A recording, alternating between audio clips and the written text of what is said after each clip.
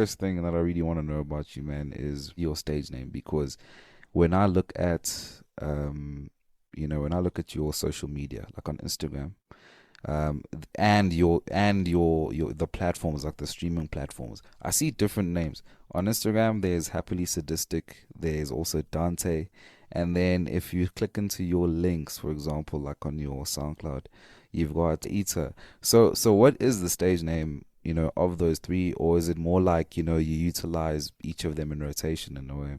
Ita would be a more evolved version of my original stage name, which was Dante.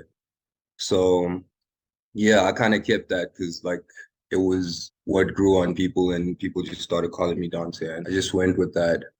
Then with Harder in Nature, it's like I kind of felt like I wasn't I wasn't fully utilizing, I guess, my my approach in music in terms of like how I want to make stuff, because it always felt like I was in this box of like Dante, this, dark stuff that's going on and whatnot, whatnot.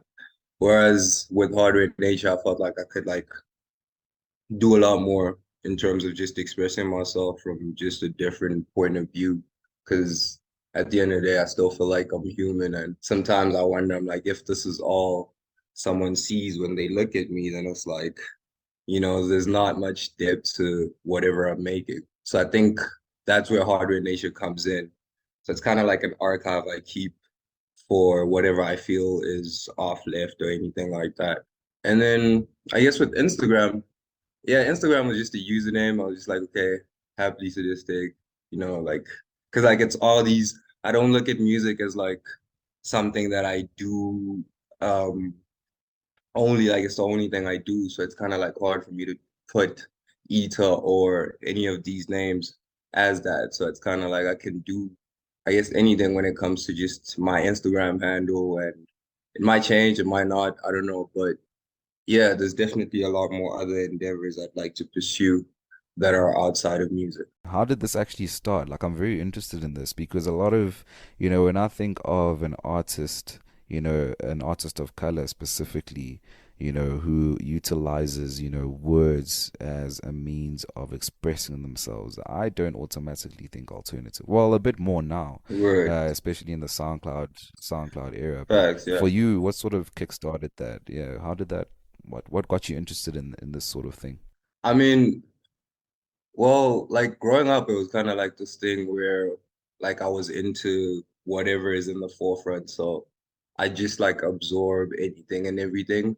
Cause like it was like this, like I didn't know anything about cultures or subcultures like that until I think roundabout maybe 2019 around that time. That's when I started like, okay, if if this is a culture, then this is something that represents me the most. Because at the end of the day, I think it's all about like beliefs and the kind of person you are at the time. So that's what drew me in. And a lot of the music I started listening to at the time just became this one thing around I guess screamo music, um, trap metal music, alternative rock. And yeah, but it wasn't like it was really surface level. It wasn't really like I knew everything about whatever was going on. I was just like, okay, this is really nice. Um, there's a whole world behind this. So I started exploring the world a lot more and figuring out other things and finding more stuff that I could fuck with. So yeah, I guess for me it's more or so like a place where I feel like everything connects for me within that world of like alternative and being able to, I guess I wouldn't say conform because in a sense like it's hard to conform to something that's titled alternative because it's really just undefined.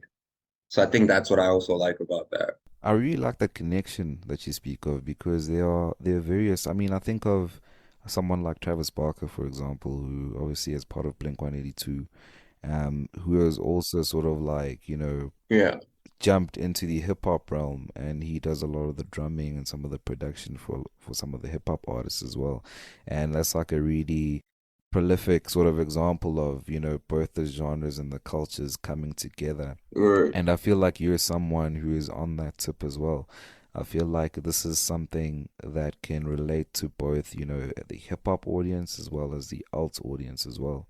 It's very similar to the embodiment of what we're trying to do as Sludge as well, because it's various influences. It's not just focused on one thing. So I think you're pulling that off like brilliantly. How are you even doing this? Is there much thought behind it? Is it just a matter of now just it comes naturally to you? What's the whole process? Well, there's thought, and then there's internal conflict of making the decision of what to do. So most of the time, I'd say I think about maybe like with this current project I've been working on, Energy Source, there was a lot of thought put into it and a lot of like conceptualization and all of that. But at the end of the day, it came down to me just feeling like, do I really want to make something like this? I made the decision, but yeah, most of the time it's like, yeah, I don't really know what I'm doing, but I guess I'll just like give it a try just to see what I can learn from whatever experience. It really seems like, with your approach, there's also more of a you expressing yourself as an artist. Do you put much thought behind, say, for example, the audience? Like, if you're making something, do you also want to make something with people in mind? Sort of like, hey, you know, I'm making this particular music for X amount of people to actually listen and enjoy it? Or is it more of a process of you create the art and then release it for whoever relates to it? It doesn't necessarily have to apply, to the mass or broad audience type thing. What's your approach in that sort of aspect? I wish I knew. Like right now, I feel like I'm at a place where I don't even know who my audience would be, you know? So yeah, at this point, it's like I think I kind of like it that way because then I don't have to box myself in that sense. And also, I wanted to mention I really do like the stuff that you guys are doing. Like one thing I thought about was like if you guys had like a sludge fest or something like that, like have these shows put together and shit, that would be really sick. Bro, I really appreciate that. It means a lot. And it's actually wild that you mentioned Sludgefest. And if Megan is listening to this, I know she will go crazy because she's also been like, dude, one day this is all where it needs to sort of lead to. Like, I feel like Sludgefest will hopefully one day be a thing. But as you'll know, man, like it's when it comes to creating events and such, it's a very weird market. I don't know with how things are here in Joburg for you, in terms of like gigs and stuff. Sludgefest is definitely something that needs to happen, and I think Dante obviously would have to be one of the headliners for sure. Oh, But wait. how is the environment here in Joburg? Actually, tell me about it. Like in terms of gigs, are you guys getting booked? For the sort of stuff that you're doing? Sure, I'd say Joburg is terrible, my guy. Like Joburg is literally grimy. Because well, me and my homeboys had a launch party a few weeks ago and it was in Cape Town. So yeah, just even that, like having shows here in Joburg and having people that hit you up, it's not really like a thing like that. It's kind of like you have to like reach out. And it's hard doing that knowing that you're not even getting paid. So for me, it's kind of like, okay, if someone wants to book me and hits me up, then sure, we can do it. But going out of my way to try to make that happen, knowing exactly how toxic, cloudful a lot of these Joburg scenes are, like I'm not trying to like be in that like that. It's actually wild. We're gonna touch on your launch out there in Cape Town because I'm really interested in knowing how that went. But what's actually wild about what you just said is there's such a stark contrast. This is just from my perspective, a very stark contrast when I'm looking at sort of the hip hop scene, as well as the alt scene. Definitely. Because I often say this, and this often comes up in the podcast because I'm just looking at obviously playing in Thorns of Ivory with the metal band I was telling you about earlier. The experience that we've had, like from the onset, the moment we created the band back, I think it was in 2016. Yeah, I remember we put up like a snippet on Twitter. I'm going past this very very quickly because it's not about this, but I'm trying to set like an example as to how I feel the alt community is a lot more receptive or more accepting of talent than the hip hop scene, because the moment we created the band in 2016, we were already having venues on some we love what you guys are doing, come play at the venue. crazy. Even, when we're looking at gigs in the alt scene, there's an abundance. I feel like there's more camaraderie, there's a lot of, togetherness. All the bands are working together, all the organizers are working For together to sure. put on these festivals, to put on these shows, to book bands and all that there. What do you think the issue is when it comes to the hip hop community? Obviously, besides ego and obviously clout chasing, um, is there even a solution to this sort of thing? What would you say? Well, I'd say I think a lot of it is just based off um the nature of Joburg. Like a lot of things when you get here to the city are just like money, cloud status, all those things like you mentioned. But aside from that, it's like I guess people just want to get as close to that as possible, you know. And I guess in contrast to the alt community, it's like, yeah, we don't really fuck with that like that. So we're just gonna do our own thing. And I think that's what makes the difference. It's like the approach. Like, how do you want to do whatever you're doing? And I guess for the hip hop community, they don't really like put that much thought into the approach. They just want to do it and have it exist as long as it can get them as much clicks as possible. And shit, I don't know about that. It's so wild because this is a different take, because there was a time earlier on in the year where we put up a couple of reels and they consisted of like Durban artists that were complaining about how shitty Durban is Word. and how Joburg seems to be a lot more accommodating and seems to be sort of like greener pastures type aesthetic. But now coming from someone who's actually been here, Yeah. and finding out that it's not as rosy. It's actually wild. Yeah, definitely. I think that's how it is with a lot of these places. Like, you see them from the outside and you're like, oh, looks so cool and whatnot.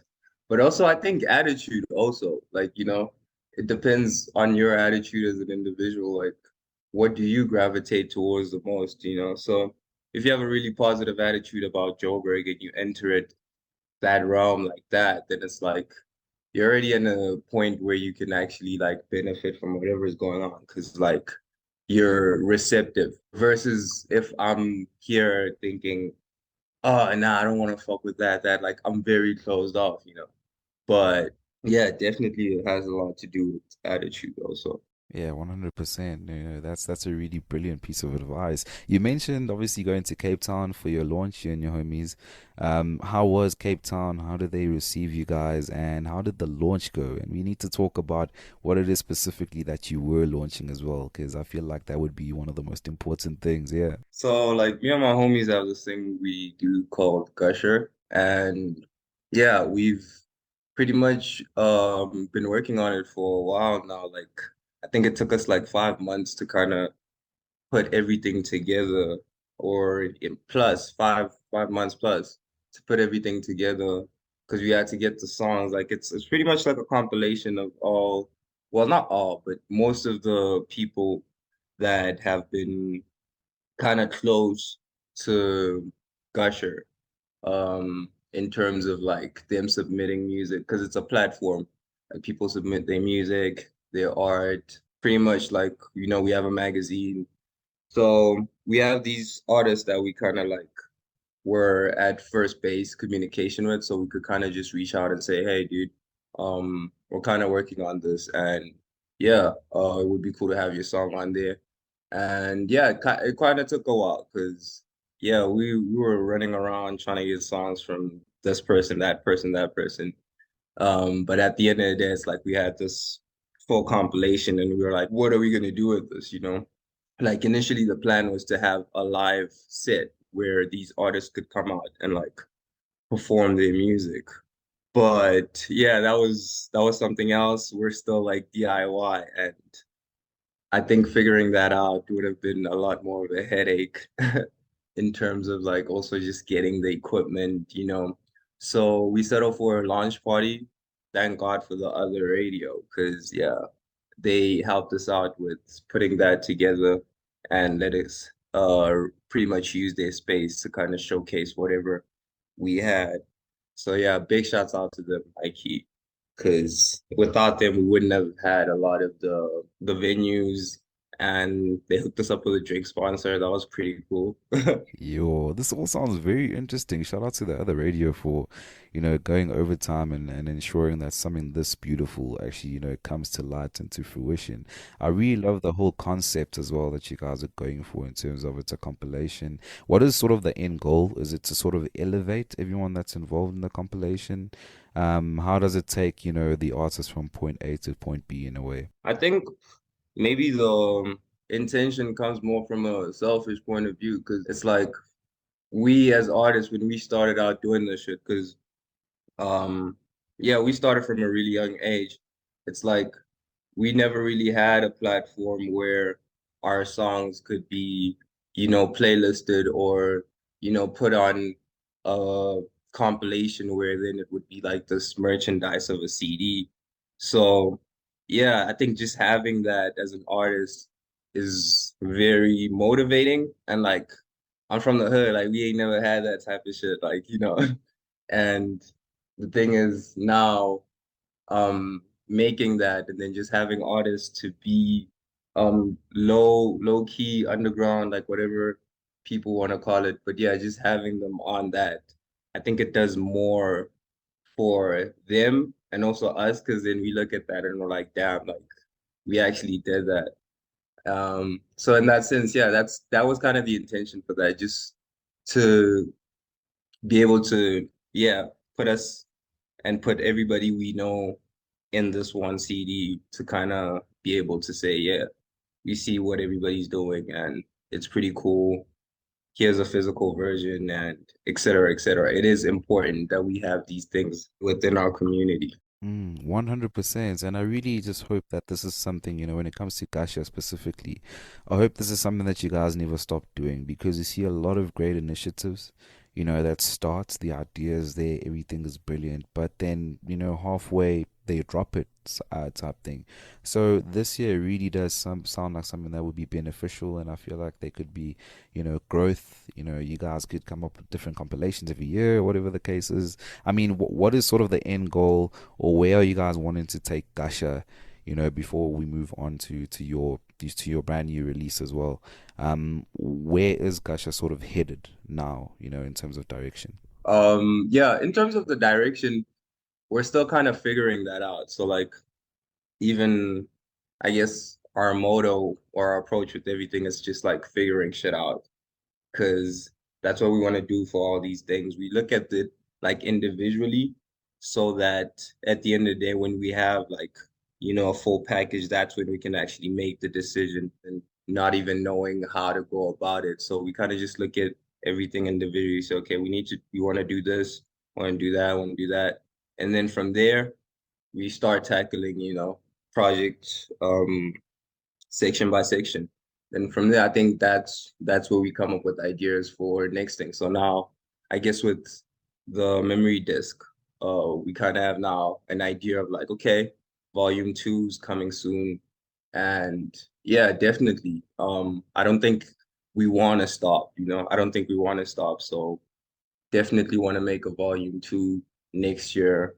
Make it like maybe an annual thing. That would be really sick. Yeah, that would be hella dope. And I don't think a lot of people know what actually goes into actually going to a completely like different province from where you're from. I don't think anyone knows the finances, the amount of Bro. cash that goes into that, the amount of effort, the connections you might have to make, the other side that you're going to. Briefly, give me sort of like tips, or for anyone that's listening, if they wanted to take something and basically, express it in a different province. Because even right now, like when we were talking earlier, with us coming this side, bro, financially, my pockets were already empty. Now they're empty. Yeah, Crazy. Yeah, it's like that. there's literal holes in my damn pockets now because of this shit.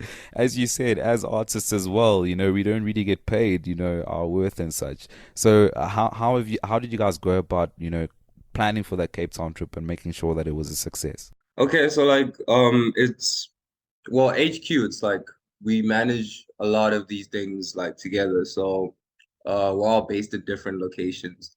Shaka's based in Joburg with me, but on a different part of it. And then Barber's based in Cape Town. So he's doing a lot of the, I guess, connection, reaching out that side. And yeah, so getting there was definitely also a mission because it took me 2 days on a bus to even like get there. Like our bus got stuck and I had to just sit it out. I didn't even think I was gonna make it for the launch. But yeah, it was crazy. Like spending 2 days on a bus is insane. So yeah, I think in terms of tips, I definitely just say from my standpoint, it's like I guess you just put something out and then from there, it's like you have Instagram, you have the internet, and those are great tools that will kind of let you know where exactly a lot of your traction's coming from. So you can kind of be able to like use that to navigate. Okay, so if this is where I'm at, and like building connections on the internet, I wouldn't say is that hard of a thing to do because everybody you see is just there. So it's just up to you in terms of like whatever you want to put out. And from there, if it really tracks down to let's say Cape Town, then you'll see, okay, cool. So people in Cape Town like my stuff, then maybe I should tap in and see what's going on there and try reaching out to people there and see maybe if there are people willing to, I guess, make connections. And yeah, That is very brilliant. Very, very, very wholesome words there, man. And anyone that's listening to this needs to be taking those tips because they're absolutely essential. It's all about networking, it's all about connecting with other creatives, and it's absolutely incredible. Listen, you dropped something. You dropped something. This is the right. meat that we're going for. And in one of the latest posts that you made, you mentioned being vulnerable, Yeah. and it being an expression of both good and bad experiences within your universe.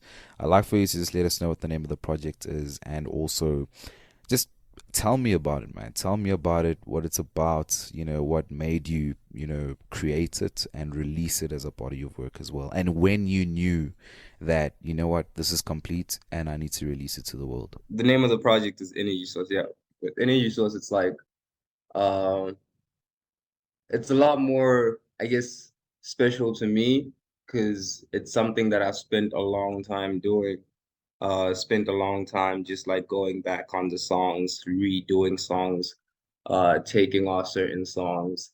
And in terms of the vulnerability aspect, I think the time that I decided to make the project, it kind of felt like it was like tracking me, with the universe because it's like that was a time when I actually discovered a lot more about myself. I just recently moved out of my hometown and found myself in this new city. And I didn't know exactly, before that, like who I actually was as a person or like emotionally what exactly, goes on within whatever decisions I make. So I spent a lot of time just like writing songs that were very in depth in terms of, I guess, the good and the bad. Because back at home, it was just like, it's all bad, bro. Like, it's bad. Like, there's nothing more I can do than just like scream on a song or like, yeah, just make it the most grungy shit ever in terms of how it sounds on the ear. And then I come here and I start learning a lot more other things about life. And it's like, okay, how can I translate that into like a song? And I didn't even have to think about it too much because it just happened with the kind of sounds I was messing with now. So like now emotionally, I guess I was a lot more tapped in with myself. So I felt comfortable being able to say, hey, I'm an insecure person when it comes to things like this and that. And it's okay to express that and feel comfortable. Well, not necessarily comfortable, but feel like, okay, I did it for the sake of my own self-preservation, because I feel like you kind of need to do that. You kind of need to be able to vent and offload. And that's the whole purpose of, creation. At the end of the day, it's like we're all just venting. And yeah, I guess that's what it is. And I guess tying it that to a more conceptual basis, it's like energy would represent the feeling and the source would represent the body, so where it's coming from. So, and together these two variables make the energy source, which at the end of the day is like you as a person. And yeah, like I really just wanted to be holistic like that. So in terms of how I've managed to separate these two different things or ideas, it's like you think of a battery. A battery has the anode and the cathode. The cathode is positively charged. Actually, it's negatively charged, and the anode is positively charged, but the sign for it is negative. So yeah, it's kind of like what do you call? It's switched. Kind of like it's some sort of a yin yang in a way, like you think about a yin yang, it's good and bad. So I think that's where a lot of the conceptual conceptual ideas start to form. So I've decided to kind of separate the project into two parts, even with how it's track listed. It's like you get the A side, which would be cathode, but I'm gonna start it off with a very, I guess, atmospheric lo-fi song. And then to the B side, it's a more, yeah, darker sound that reflects more of the nature of, I guess, the feelings I felt also prior in the past. But yeah, I think just holistically as a project, I think it represents me as a person instead of just like this feeling. So that's why I think I like it. And I didn't know when it was finished. Like I really didn't. Even yesterday, I was just thinking about it. Like I was on a call with one of my friends, Giuseppe, and he was just telling me, throwing ideas around, and like we came up with something, and I was just like, damn, but like I really want to like, drop this project. And I feel like if I want to do more with what I have right now, I'd have to stall it. And I mean, it's been 2 years, bro, like Jesus, I just want to get it out. And I guess this project represents so much of myself. I definitely feel like there's gonna be another time where I do feel like delving more into the energy source concept, maybe like a version 2, where a lot of the sounds are more refined and maybe I know a lot more of what I'm doing, maybe, I don't know. But yeah, um, hopefully get to that point and then I can fully dissect a lot of the new ideas that have been coming up now and all of that. But like you really never know when it's finished. You just gotta like go with it. I think that's what it came down to. Just saying, okay, fuck it. It's not gonna be perfect. It's not gonna be everything I want it to be right now, but yeah, it has to come out. It's time. That is one of the most beautiful, in-depth explanations of a project I've ever heard in my entire life. And the fact that, there could be a potential volume two, like a potential volume two, like what? It actually leads me to the end. Oh my To God, volume Oh three. my gosh, it leads me to the conclusion of this episode because I feel like we need to leave it on a cliffhanger Right, because I really feel like with the things that you've been saying, the things you've been talking about, there is so much to look forward to. Gusher, there's obviously a potential volume two with that, right. a potential volume two, with your project. And I'm just extremely excited, and there's a lot that we actually haven't touched on in this episode. And For this is sure. my sort of informal, formal invitation for us to do a follow-up interview here. Definitely. More especially, when you do have some of this stuff as follow-ups and whatnot. But I really do feel we need to link up, dog. Like Def there's bro, I feel like the alt scene would literally cream their pants Bro, for an literally. artist like you. Whereas like it's incredible. But we're gonna chat a bit more. We're gonna chat a bit more Definitely, about that. bro. Obviously on IG and whatnot. For now, please give me, your handles. where people can get in touch with you, where they can communicate with you and listen to all your music, if anyone that's listening to this is very much interested in doing so. For sure. Okay, Instagram, happily sadistic, and SoundCloud, Eater, but there's a period in between the E, and SoundCloud just Eater. And yeah, I guess yeah, you can kind of it's a rabbit hole. Like I feel like once you find my Instagram, um, it's easier to kind of just find all the other stuff. But yeah, there's also a SoundCloud for Hardware Nature. Aware that is very dope. I want to just thank you so much, Dante. You know, it's really been an enlightening episode. I've really learned a lot about you. At the same time, there is so much, that is, behind the veil, and this is why I'm wanting to leave this sort of as a cliffhanger, because Diff. this can be a part one of sorts. And in however many months or years or however, we will definitely reconcile, get back to doing this and doing a volume two of this episode where we find out a lot more. You mentioned the hood. You mentioned things being bad there. That is something I really want to touch on when we follow up. Yeah. Just your background and things that were happening, and the essence, of it all, which is incredible. But as I say, obviously we're working on limited time. But I really just want to thank you once again for joining me and arranging this interview, taking some time off to have this chat with me.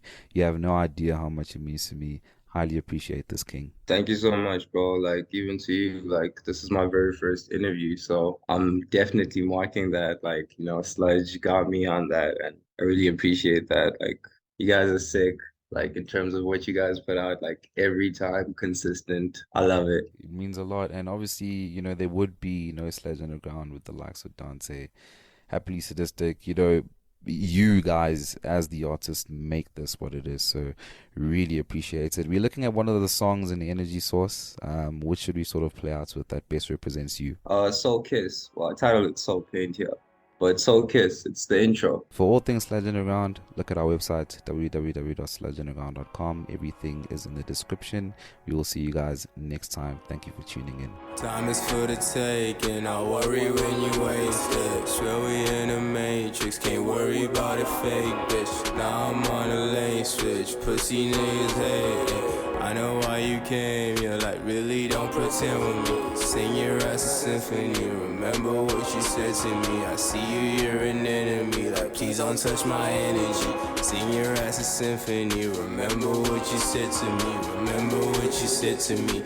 You were never there for me, so I know I need saving. But really, I'm an angel. Wash away your face, cause I know you got another one. Popping pills, another one. Nights like these, I'm anxious. I wish that I had patience, but fuck it, I can't wait. Nah, I'm starstruck. You shot me in the bathtub. I'm messed up. You see me now, I'm hostile. Like, don't stop. Don't leave me at your next stop. It's not enough.